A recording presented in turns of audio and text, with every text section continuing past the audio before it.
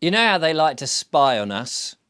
There's surveillance technology everywhere, isn't there? Cameras wherever you go. Supermarkets are one of those places that you feel, hang on a minute, I've come in here to buy some food and you're spying on me. What, do you think I'm a criminal or something?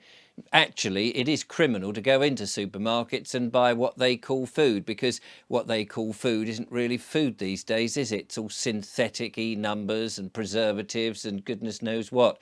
Maybe Bill Gates has got one of his special hamburgers in there that you don't know. Maybe the food contains bugs and worms and you've just not been told about it. I don't do that. I actually go to a farm shop where I have a bit more trust with the farmer and what he's doing. But anyway, that's another story. Cameras and the spying is everywhere. And one of the things that does more damage, it seems to me, than anything else in terms of spying and listening in is your mobile phone. Could you get rid of your mobile phone? Could you live without your mobile phone? We know that kids, of course, they're so addicted to them. They now sit on their mobile phone 24/7. In fact, one of my correspondents sent me an article from the newspaper that said there was a head teacher who was he'd proposed this idea that kids could go to school from 7 a.m. in the morning till 7 p.m. and there would be a curfew on mobile phones. And I thought to myself, why would you want to have your child in an institution for 12 hours? The idea, of course, is to try and get them unaddicted to their mobile phones so that then when they come away, they're just too tired or whatever. God knows whether you'd be teaching them for 12 hours and what poor sap of a teacher has got to teach young kids for 12 hours and keep their attention. I don't know. But anyway, that was the article. I'm sure it's not going to come to fruition. And anyway, kids don't need to be taught by strangers, do they? They really should be within the family bosom, being taught by their parents, if their parents, of course, have got something to teach them, like bringing them around the family and having engaging conversations and those sort of things, keeping them off screens. But mobile phones, they've become everywhere. And the thing is, I'm of that generation that remembers life without a mobile phone. And I was perfectly all right without a mobile phone. And now, of course, what with WhatsApp and Telegram and all these other myriad of different ways of communicating, not least the actual ringing of a number, and talking to somebody, the mobile phone, this pocket computer with its ability to show you videos and draw your attention in, has become a must-have piece of technology that everybody wants. But is it really very good for us? I mean, at the end of the day, you've got, when you go parking, there's all the apps paying for things in the supermarkets or shops, using it as a service that you can have as a ticket to get onto the train stations. And of course, parking your car, download the app and have all of this. And all this information, all this data is going somewhere else. So could you get rid of it? Could you live without the mobile phone? The reason I mention that, in the new edition, oh, by the way, the Freedom magazine, May 2024, the second edition is now out. You may want to have a look at it. It's actually bigger and thicker than the first one, so it does seem like it's going down quite well. And I read this article in there. It's only a short article, many other articles which could have been the subject of a monologue, of course. But can you do without the mobile phone, the spy in the pocket? And I thought, well, that is actually quite an interesting thought. And you may say, well, I couldn't possibly survive now because it's got everything in it.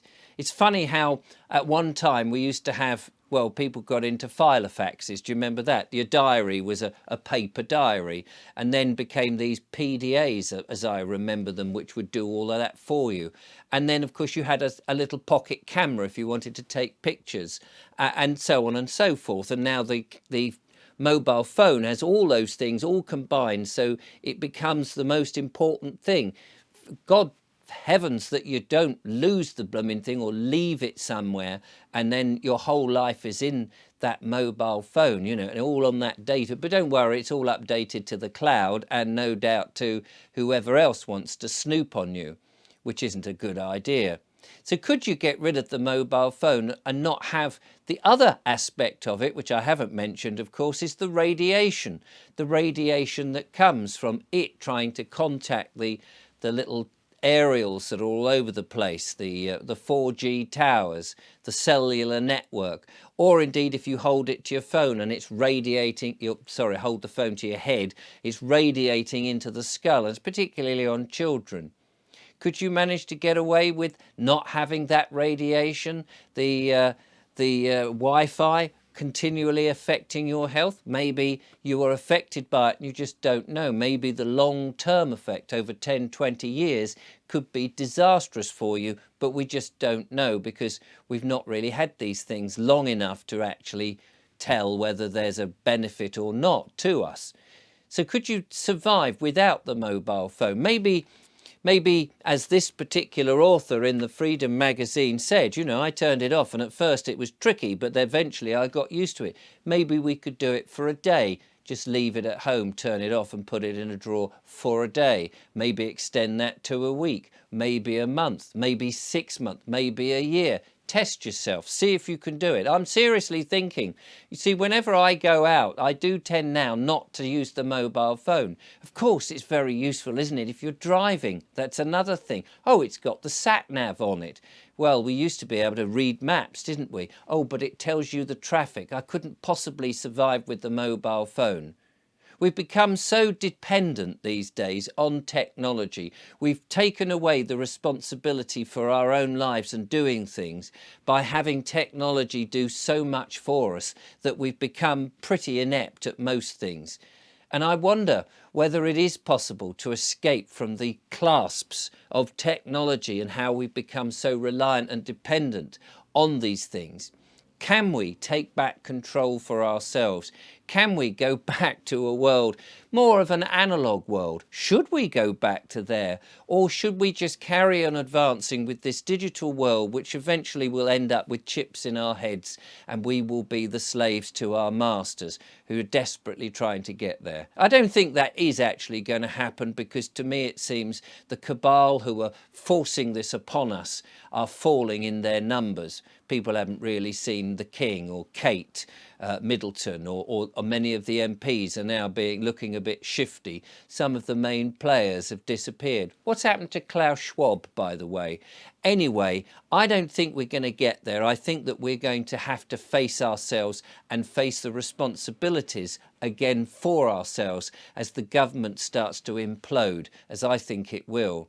But will we be under the thumb of technology, or can we escape that and make it work for us rather than it work for them?